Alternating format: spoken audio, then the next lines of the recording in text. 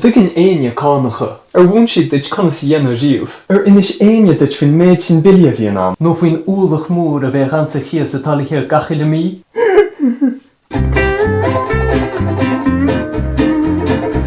Aine le seachal leis na rudaí nó rolam tríomh a bhain le bheith do chuine Fásta.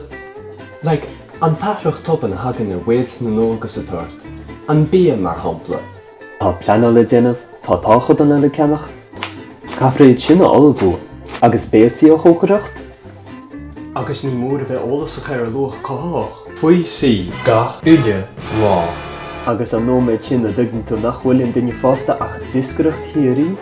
Níl deire le Glanadh leithris na líling réithe, is orsa tá scúb na nóláir.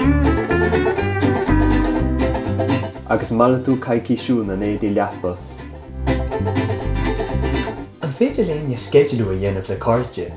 An tugann sibh an nóméid sin nuair a éigeantúir an bhéalaide, agus tugann tú faoi deire nach bhfuil lán ó uair ann in uilig achtain an bhúla le chéile.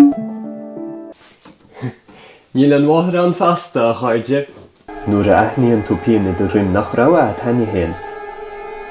Is orsa tá an glécha chuir an dochtúr agus an chuine agrú. Snúr a chuineann an doras agus tusa déanaar sa bhaile? Sin daibh héana an isise. Sálaigh go bhfuil an táras an trí hinne. Féchann tú timpeall agus tugann tú faoi deire gur tusa an duine Fásta freagrach anseo. An tugann aine cánacha, bhain siad duit conas dhéanamh riamh, inis aine duit faoin méid sin Billí a bhíonn am, nó faoin uilig mór a bheith ansa chias a tailithe gachaile mí.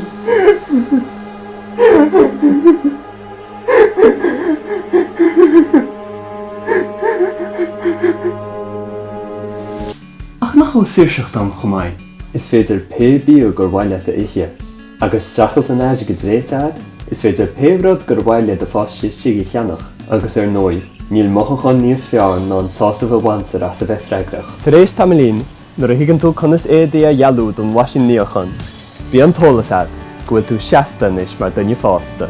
Tá dheannachta sa bhíon an siúil, tuchaí gáir lá feos faoi deire.